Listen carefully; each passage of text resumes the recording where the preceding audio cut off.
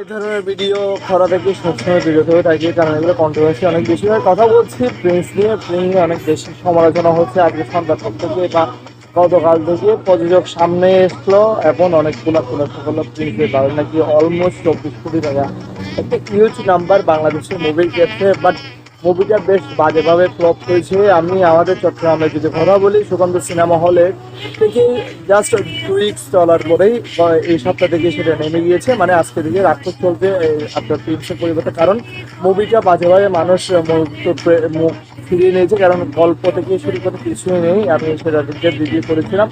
Same মুভিটা যদি প্রযোজকের কথা বলি, প্রযোজকের এখানে রিলেশন ভুল হওয়ার কারণে মুভিটা এরকম হয়েছে।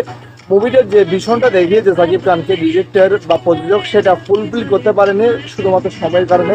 যদি সময় দেওয়া যেত বা প্রযোজক একটু সবর করতো বা একটা ভালো ডিরেক্টর দিয়ে মুভিটা মেক করতো, আশা করছি বেশ ভালো কিছু হতো। মুভিটার নেই কোনো গল্প, নেই কোনো কাহিনী।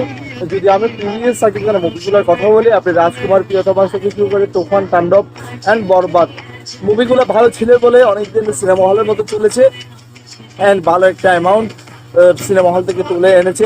এখানে প্রযোজক দুষ্ট, এখানে আপনার ভালো যদি ডিরেক্টর আপনি নির্বাচন করছেন, ভালো একটা গল্প নির্বাচন করতেন, আপনার ইউনিক এবং ডিফারেন্ট কিছু নির্বাচন করতে, কারণ বাংলা ইন্ডাস্ট্রির মধ্যে বেশ ভালো এবং গুণী নির্মাতা রয়েছে, যেগুলাকে আপনি যদি ওদেরকে চয়েস করতেন তাহলে আপনার এই দশা আসতে হতো না। আমি ইন্টারভিউ দেখি বেশ ভালো খারাপ লাগে, কারণ টাকাগুলা এতগুলো টাকা লগ্নি করার পরে যদি লগ্নি কোথাও টাকা কোথাও টানতে না পারে, তাহলে অনেক আপনার নেক্সট একটা মুভি বানানোর সাহস পাবে না।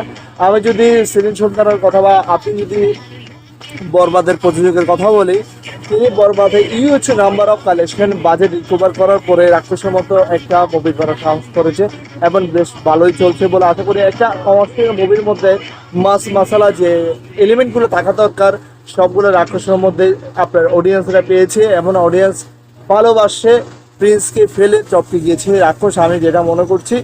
আমি সব কিছু ডিটেলস আলোচনা করার পরে যেটা বুঝতে পারছি, এখানে ভীষণটা ভুল হওয়ার পরে বা ডিরেক্টরের কারণে দুটো মানুষের অনেক বেশি ক্ষতি হয়ে গিয়েছে। এক হচ্ছে সাকিব খানের স্টারডমের মধ্যে কিছুটা হলে চুপ্ন দেখা গিয়েছে, সেম অফ দ্য টাইম এই যে প্রযোজকের অনেক বড় একটা ক্ষতি হয়েছে বলে আশা রাখছি।